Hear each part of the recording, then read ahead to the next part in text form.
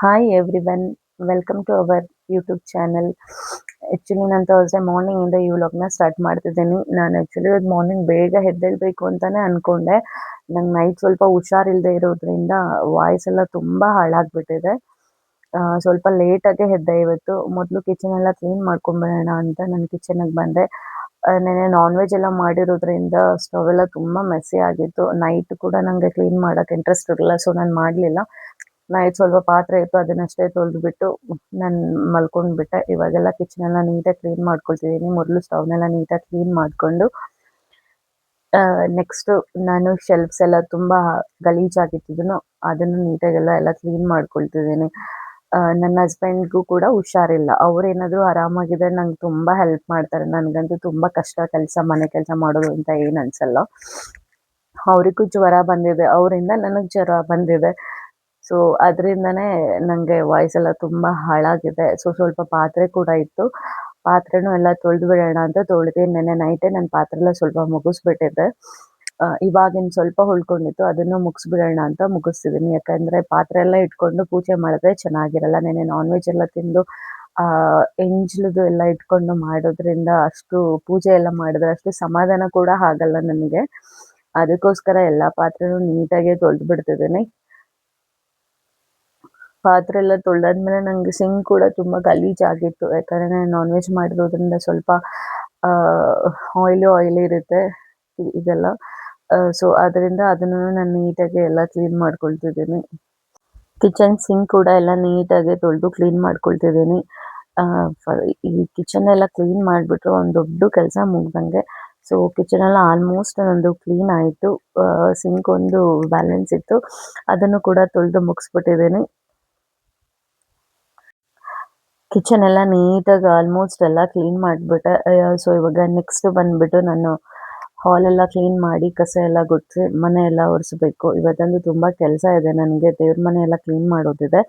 ಅದರಿಂದ ನಾನು ಇವಾಗ ಮೊದಲು ಮ್ಯಾಟ್ಸ್ ಎಲ್ಲ ತೆಗೆದು ಹೊರಗೆ ಹಾಕ್ತಿದ್ದೀನಿ. ನನ್ನ ಹಸ್ಬೆಂಡ್ ಚೆನ್ನಾಗಿದ್ರೆ ಇದೆಲ್ಲ ಅವರೇ ಮಾಡಿಕೊಡ್ತಾರೆ, ನನಗೇನು ಮಾಡೋದಕ್ಕೆ ಬಿಡೋದು ಇಲ್ಲ. ಇಲ್ಲಿ ಸ್ವಲ್ಪ ಲ್ಯಾಪ್ಟಾಪ್ಸ್ ಎಲ್ಲ ಗಲೀಜಾಗಿತ್ತು, ಅದನ್ನೆಲ್ಲ ಒರೆಸಿ ಡೈಲಿ ಮಾಡ್ತಾನೆ ಇರ್ತೀವಿ. ಡೈಲಿ ಕ್ಲೀನ್ ಮಾಡಿದ್ರು ನಾವಿವಾಗ ಹೌಸ್ ಕನ್ಸ್ಟ್ರಕ್ಷನ್ ಮಾಡ್ತಿದ್ದೀವಿ, ಅದರಿಂದ ತುಂಬಾ ಡಸ್ಟ್ ಬರ್ತಿರುತ್ತೆ ಮನೇಲಿ. ಏನು ಕ್ಲೀನ್ ಮಾಡಿದ್ರು, ಎಷ್ಟೇ ಕ್ಲೀನ್ ಮಾಡಿದ್ರು ಗಲೀಜು ತುಂಬ ಬರ್ತಾನೆ ಇರುತ್ತೆ. ಬಟ್ ಆದರೂ we are trying hour best. ನಾವು ತುಂಬ ಕ್ಲೀನಾಗಿ ಇಟ್ಕೊಳ್ಳೋಕ್ಕೆ ಟ್ರೈ ಮಾಡ್ತಿರ್ತೀವಿ. ಯಾಕಂದರೆ ನನ್ನ ಹಸ್ಬೆಂಡ್ಗೆ ಮನೆ ತುಂಬ ನೀಟಾಗಿರಬೇಕು. ಅವ್ರಿಗೆ ಗಲೀಜಾಗಿರೋದೆಲ್ಲ ಇಷ್ಟ ಆಗಲ್ಲ. ಎಷ್ಟೇ ಟೈಮ್ ಆದರೂ ನೀಟಾಗಿ ಮನೆ ಕೆಲಸ ಆಗಿರಬೇಕು. ಸೊ ಅದರಿಂದ ಯೂಶ್ವಲಿ ಅವರೇ ಕೆಲವೊಂದು ಕ್ಲೀನ್ ಮಾಡಿ ಕೊಟ್ಬಿಡ್ತಾರೆ ನನಗೆ. ನಾನು ಕೆಲವೊಂದು ಚೆನ್ನಾಗಿ ಮಾಡಲ್ಲ ಅಂತ. ಸೊ ಹಳೇದು ಕಸ ಎಲ್ಲ ಇತ್ತು, ಕಸ ಎಲ್ಲ ಈಚೆ ಇಟ್ಬಿಟ್ಟು ನಾನು ಇವಾಗ ಕಸ ಎಲ್ಲ ಗುಡಿಸ್ತಿದ್ದೀನಿ. ಕಸ ಎಲ್ಲ ನೀಟಾಗಿ ಗುಡಿಸ್ದೆ. ಸೊ ನೀಟಾಗಿ ಅಂತ ನಾನು 100% ಚೆನ್ನಾಗಂತೂ ಗುಡಿಸಲ್ಲ. ನನ್ನ ಹಸ್ಬೆಂಡ್ ಇದೆಲ್ಲ ತುಂಬ ಚೆನ್ನಾಗಿ ಮಾಡಿಕೊಡ್ತಾರೆ. ನನಗೆ ಪ್ರೌಡ್ ಫೀಲ್ ಆಗುತ್ತೆ. ಕೆಲವೊಬ್ಬರು ಗಂಡಂದಿರು ಕೆಲಸ ಮಾಡಬಾರ್ದು ಅಂತ ಹೇಳ್ತಾರೆ. ನಮ್ಮ ಮನೇಲಿ ಆ ಥರ ಎಲ್ಲ ಏನೂ ಇಲ್ಲ. ನನ್ನ ಹಸ್ಬೆಂಡ್ ನನಗೆ ಎಲ್ಲ ರೀತಿಯೂ ಹೆಲ್ಪ್ ಮಾಡಿಕೊಡ್ತಾರೆ. ನನಗಾಗಲಿ ಅವ್ರ ಅಮ್ಮಂಗಾಗಲಿ ಎಲ್ಲ ರೀತಿ ಹೆಲ್ಪ್ ಮಾಡಿಕೊಡ್ತಾರೆ. ಅವ್ರಿಗೆಲ್ಲನೂ ಕಲ್ತಿದ್ದಾರೆ ಕೂಡ.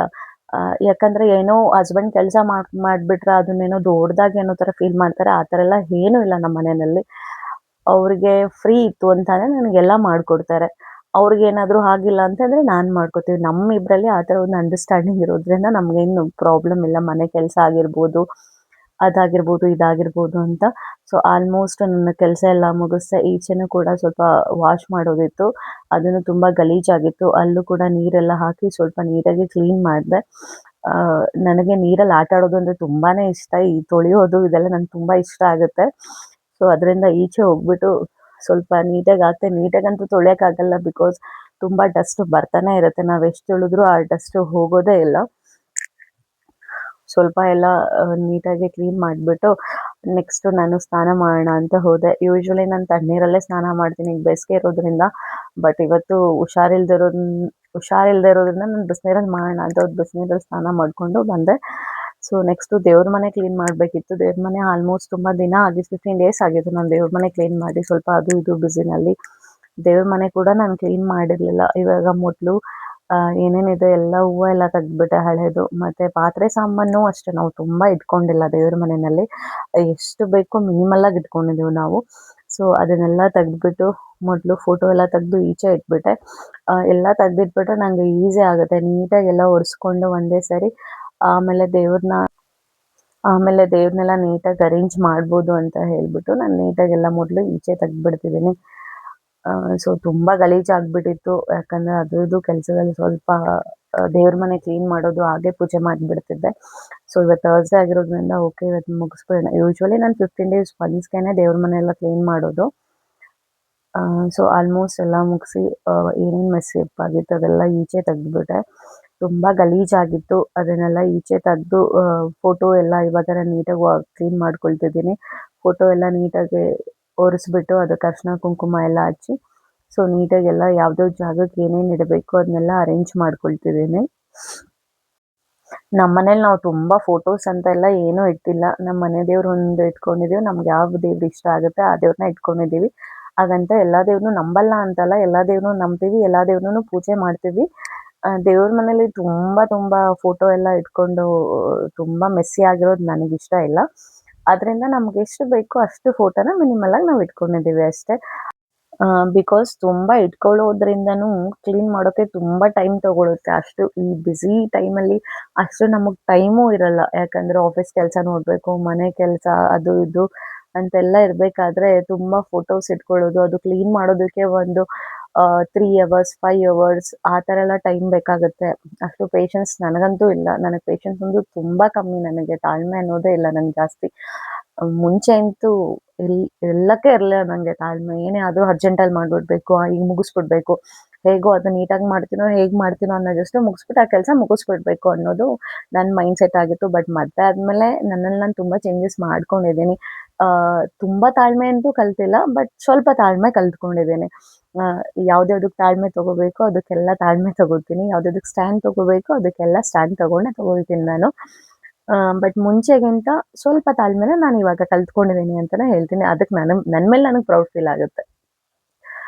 ಕೆಲವೊಂದು ನಾವು ಮದುವೆಗೆ ಮುಂಚೆ ಇರೋ ಥರ ಕೆಲವೊಂದು ಇರೋಕ್ಕಾಗಲ್ಲ. ಬಟ್ ನನಗೆ ಆ ಥರ ರಿಸ್ಟ್ರಿಕ್ಷನ್ಸ್ ಅಂತೂ ಏನೂ ಇಲ್ಲ.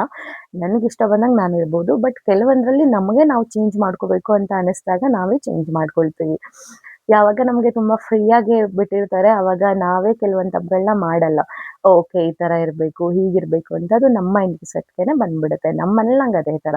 ನಂಗೆ ಯಾವುದಕ್ಕೂ ಹೀಗೆ ಇರು, ಹಾಗೆ ಇರು ಅಂತ ರಿಸ್ಟ್ರಿಕ್ಷನ್ ಅಂತೂ ಇಲ್ಲ. ಸೊ ನಾನೇ ತುಂಬ ಕೆಲವೊಂದು ಮದುವೆಗೆ ಮುಂಚೆ ಇದ್ದಿದ್ದಕ್ಕೂ ಇವಾಗಿರೋದಕ್ಕೂ ತುಂಬ ಚೇಂಜಸ್ ಮಾಡ್ಕೊಂಡಿದ್ದೀನಿ. ನನಗೆ ಇವಾಗ ಇರೋದೇ ಇಷ್ಟ ಆಗಿದೆ. ಸೊ ಆರಾಮಾಗಿ ಹೋಗ್ತಾ ಇದೆ ಲೈಫು. ನಾನು ನಮ್ಮಮ್ಮನ ಮನೇಲಿ ಏನು ಕೆಲಸನೂ ಮಾಡ್ತಿರ್ಲಿಲ್ಲ. ನನಗೆ ಕೆಲ್ಸಕ್ಕೆ ಹೋಗಿ ಬರೋದು ನನಗೆ ಅದೇ ದೊಡ್ಡದಾಗಿತ್ತು. ಬಟ್ ಇವಾಗ ನಾನು ಈ ಥರ ಎಲ್ಲ ಇರೋದು ನನಗೆ ಖುಷಿ. ನನಗೆ ಈವನ್ ಒಂದು ರಂಗೋಲಿ ಕೂಡ ಬಿಡಕ್ಕೆ ಬರ್ತಿರ್ಲಿಲ್ಲ. ಅಂದರೆ ಆ ಥರ ಹೋಪ್ಲೆಸ್ ಆಗಂತೂ ಇರಲಿಲ್ಲ. ಬಟ್ ಮಾಡ್ತಿದ್ದೆ. ಬಟ್ ಇವಾಗ ನಾನೇ ಎಲ್ಲ ಮಾಡ್ತೀನಿ ನಮ್ಮ ಮನೆಯಲ್ಲಿ. ರಂಗೋಲಿ ಆಗಿರ್ಬೋದು, ನನಗೆ ಬರದೇ ಇರೋದಂತೂ ನಮ್ಮ ಅತ್ತೆ ನಮ್ಗೆ ಸಪೋರ್ಟ್ ಮಾಡೇ ಮಾಡ್ತಾರೆ. ನನಗೆ ಬರದೇ ಇರೋದನ್ನೆಲ್ಲ ಅವ್ರು ಮಾಡ್ಕೊಡ್ತಾರೆ. ಅವ್ರು ಹೇಳ್ಕೊಡ್ತಾರೆ ಈ ಥರ ಮಾಡು ಅಂತ.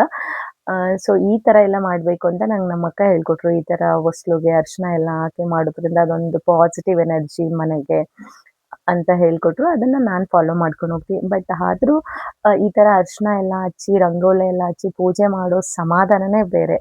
ಆ ಪಾಸಿಟಿವಿಟಿನ ನಾವು ನೋಡೋದಕ್ಕೆ ತುಂಬ ಖುಷಿ ಆಗುತ್ತೆ.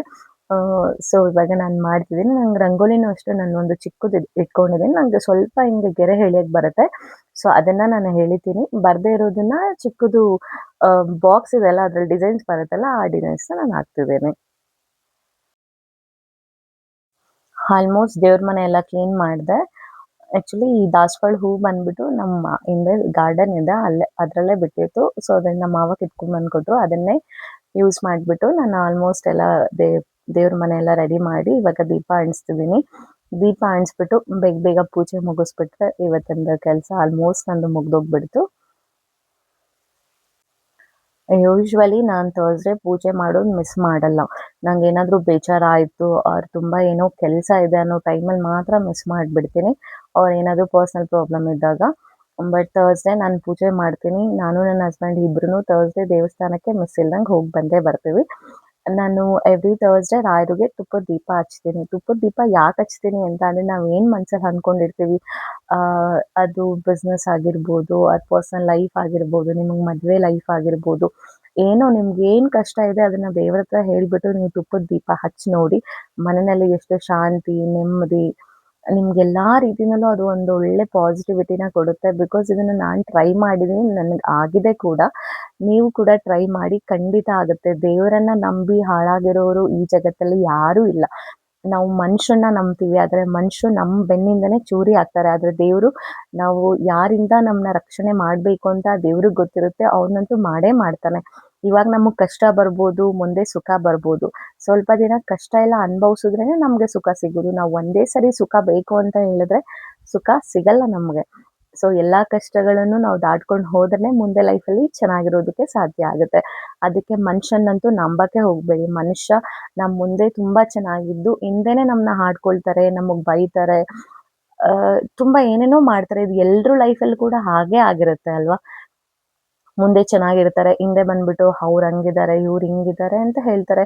ನಾವ್ ಯಾವತ್ತೂ ಜನಗಳ ಮಾತಿಗೆ ತಲೆನೇ ಕೆಡ್ಸ್ಕೋಬಾರ್ದು. ನಮ್ಮ ಮನ್ಸಿಗೆ ಏನ್ ಅನ್ಸುತ್ತೆ ಅದನ್ನ ನಾವು ಮಾಡ್ತಾ ಹೋಗ್ಬೇಕು. ಅವಾಗ್ಲೇ ನಾವು ಲೈಫಲ್ಲಿ ಸಕ್ಸಸ್ ಆಗೋದಕ್ಕೆ ತುಂಬಾ ಹೆಲ್ಪ್ ಆಗೋದು.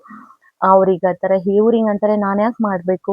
ಅಯ್ಯೋ ಯಾರು ಏನ್ ಅನ್ಬಿಡ್ತಾರೋ, ನಾನ್ ಮಾಡ್ಬಾರ್ದು ಇದನ್ನ ಅಂತ ನಿಮ್ಗೆ ಅನ್ಸಿದ್ರೆ ದಯವಿಟ್ಟು ಅದನ್ನ ಅಲ್ಲೇ ಬಿಟ್ಬಿಡಿ. ನಿಮ್ಗ್ ಕಷ್ಟ ಬಂದಾಗ ದೇವ್ರ ಹತ್ರ ಹೇಳ್ಕೊಡಿ.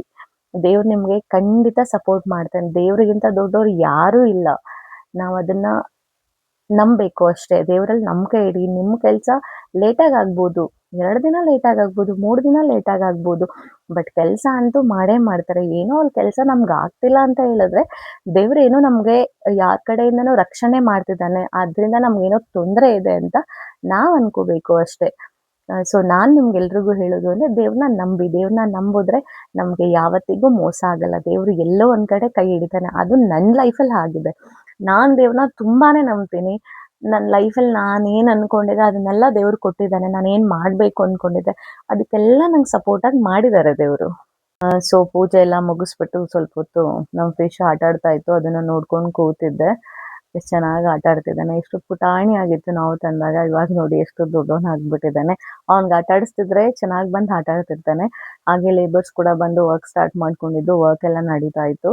ಹಾಗೆ ನಮ್ಮ ಅತ್ತೆ ಇವತ್ತು ಬ್ರೇಕ್ಫಾಸ್ಟ್ ಮಾಡ್ತಿದ್ರೆ. ಯೂಶುವಲಿ ನಾನೇ ಮಾಡ್ತೀನಿ. ನಂಗೆ ಹುಷಾರಿಲ್ದಿರೋದ್ರಿಂದ ಅವರೇ ಮಾಡಿದ್ರು. ಉಪ್ಪಿಟ್ಟು ಮಾಡಿದ್ರು. ಉಪ್ಪಿಟ್ಟು ತಿಂದ್ಬಿಟ್ಟು ಸ್ವಲ್ಪ ಆಫೀಸ್ ಕೆಲಸ ಇತ್ತು ಅಂತ ಮುಗಿಸ್ತಿದ್ದೆ. See you in the next vlog. Thank you for watching.